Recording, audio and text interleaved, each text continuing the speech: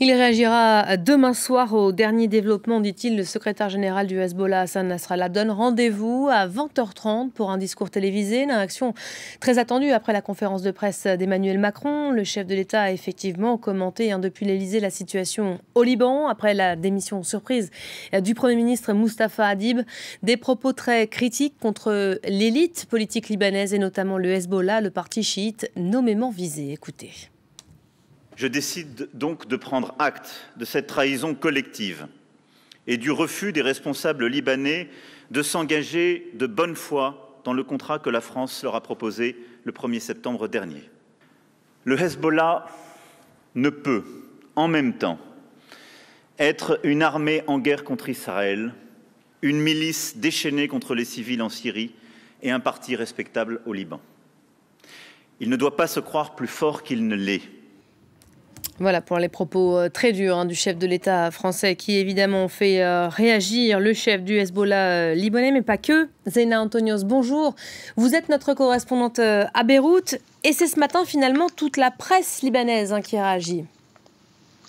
Tout à fait, et c'est normal que toute la presse aujourd'hui réagisse aux propos d'Emmanuel Macron qui a été très dur hier envers l'ensemble de la classe politique.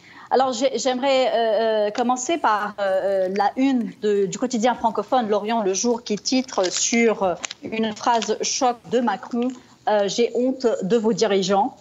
Ça, c'est une des phrases qui ont le plus marqué, je pense, hier, les Libanais.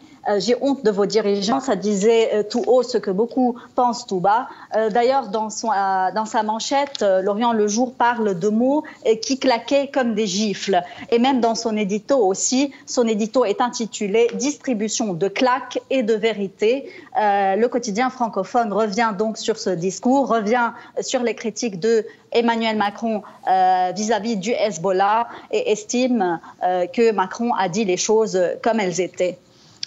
J'aimerais également revenir sur des quotidiens arabophones qui sont très intéressants. Je vais parler de deux quotidiens arabophones diamétralement opposés. Vous avez d'abord Al-Akhbar.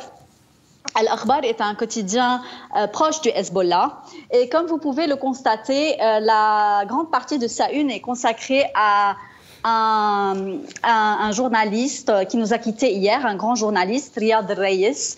Et juste une phrase en haut est consacrée à Macron. Cela en dit long sur ce que pensent les proches du Hezbollah de Macron. Et on peut lire dessus Macron s'aligne avec Washington et Riyad. Et quand on lit l'article que Al-Akhbar a consacré aux propos de Macron, le journal dénonce, je cite, le culot du président français qu'il qualifie de Morshed de la République ou de guide suprême de la République libanaise et il l'accuse d'avoir lui-même de ne pas avoir tenu parole.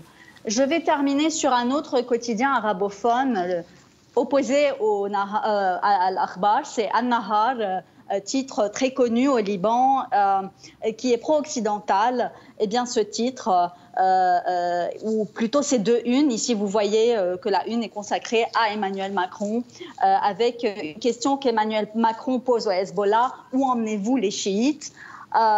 Donc ces deux unes de deux quotidiens arabophones libanais, je pense qu'elles mettent en face à face tout le clivage qu'il y a aujourd'hui sur la scène politique, sociale et médiatique libanaise entre ceux qui ont accueilli le discours d'Emmanuel Macron et ceux qui dénoncent ce discours et notamment évidemment le public du Hezbollah et du tandem chiite. Merci beaucoup Zeina en direct donc de Beyrouth.